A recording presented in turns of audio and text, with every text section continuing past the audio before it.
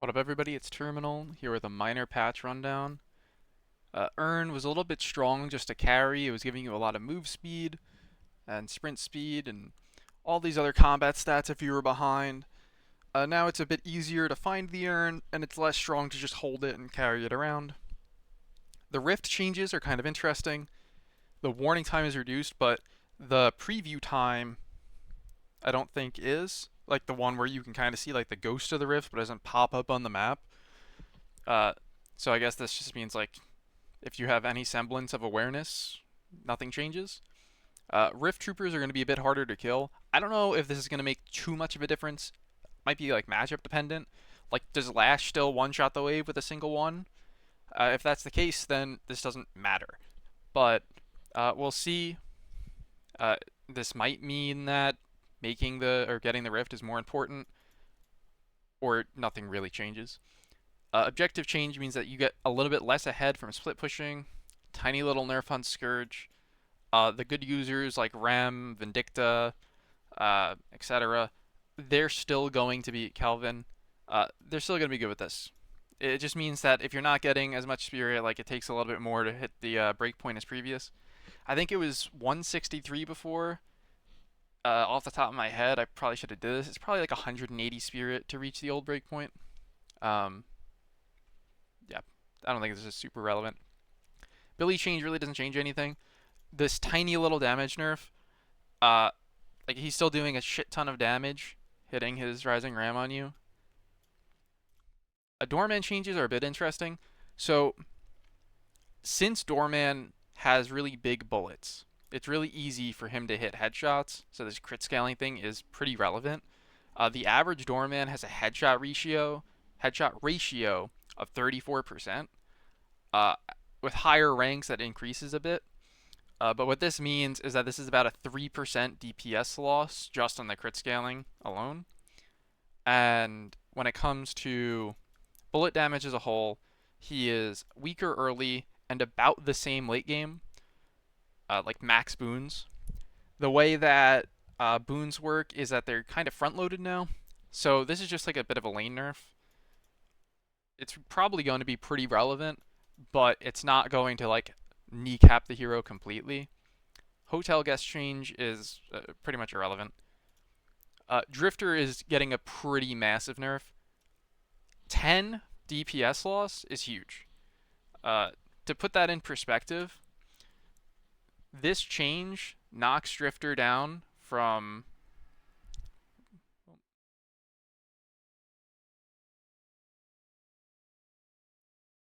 uh, he was at 93 before. So this is a 10 DPS nerf. Puts him at Infernus levels instead of more around the Grey Talon level. And Grey Talon scales. So pretty much, this matters a lot. The way that guns work is that you're multiplying your total DPS by like 12 with a full build, something like that. So that's 120 DPS loss. Not only that, but the fact that Drifter gets weapon damage from his 3, this is now nerfing his 3. It's also damage jam, so that's a nerf. Like, it's a nerf to all of his primary damage. The Stalker's Mark changes and Bloodstone changes, like, pretty much relevant. It matters. It does matter. But this is, like, the big nerf. This is what you really care about. Changes to Graves. The fact that you have a little bit more healing is a bit of a lane buff. Jar of Dead building up for neutral camps. I tested this. Rapid recharge almost fills up off of a full T2. If you get cooldown on it, then it does fill up. The root nerf is pretty good. It was kind of long. Cooldown changes are like, it's good, but this isn't like a make or break. Another buff to melee graves right here. I'm telling you guys, melee graves is good. And then the alt is going to be getting about 8% more ghouls over the course of its iteration. The Haze Dagger now stacks fixation at tier 2. You probably change your skill order. It's probably 2 points fixation, and then, or rather 1 point fixation, 2 points dagger, and then you max fixation. This is 0.75 seconds worth of shooting if you have 100% fire rate.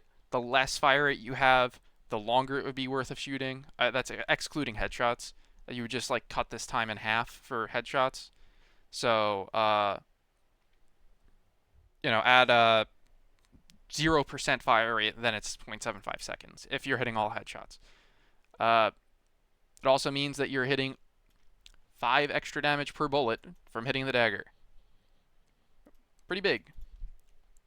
Holiday is nerfed. I don't think this kills the hero. I think she's still strong. Please remove the bounce pad stun. I don't care if it's not that OP.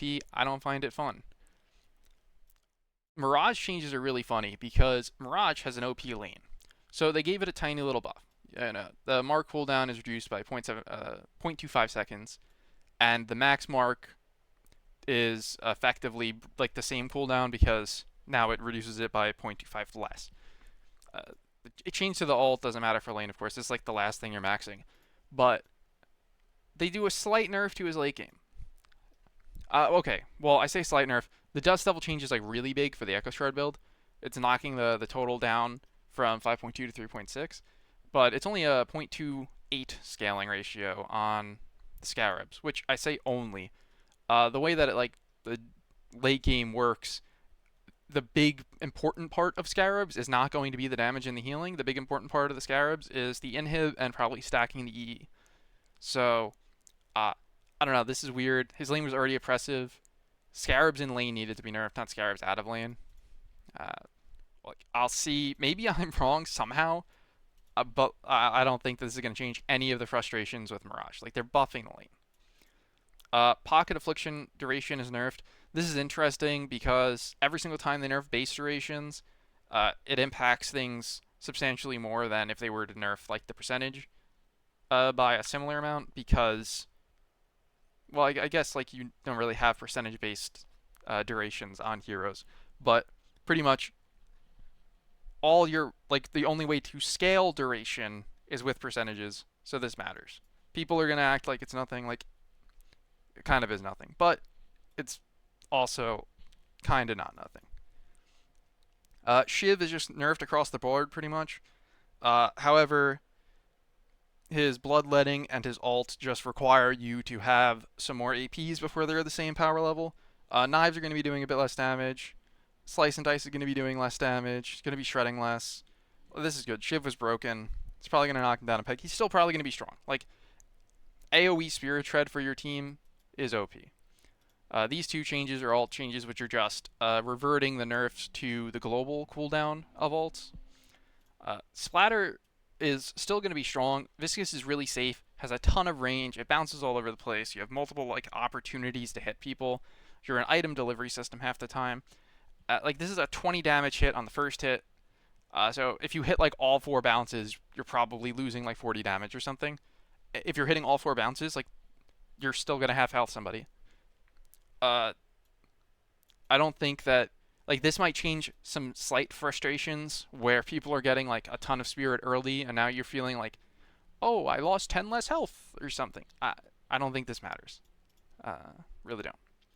Yamato changes might affect frustration, but probably won't because the cooldown of Flying Slash, the charge delay, starts when you cast it, not when you arrive.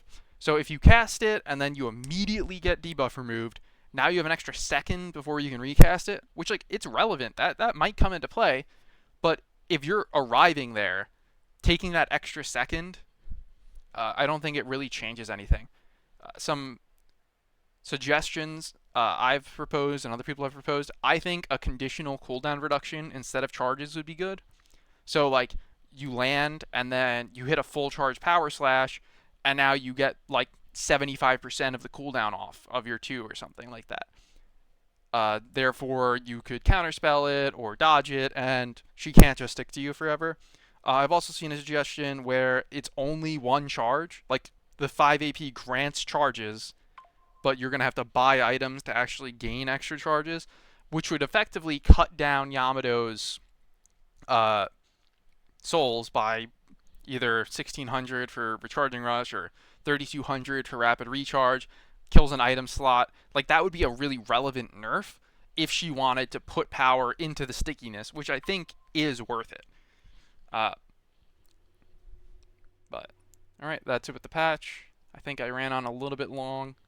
Uh, as a bit of a TLDR, Yamato slight nerf, Viscous slight nerf, Shiv moderate nerf, Pocket slight nerf, Mirage effectively irrelevant, but like, you know, maybe the tornado build is just dead. Uh, Holiday moderate to slight nerf, Haze decent buff, Graves probably pretty nice, but I don't think that she's gonna be like insanely good off of this. Drifter is big nerf. Doorman lane is slightly nerfed. Billy effectively a placebo. Scourge again like pretty much nothing. Rift I'm gonna need to play with more before I get like a solid foundation, but like this could be good, could do nothing. Earn good change, makes it so that you can't just like hostage it and fight and blah blah blah. All right, thanks for watching.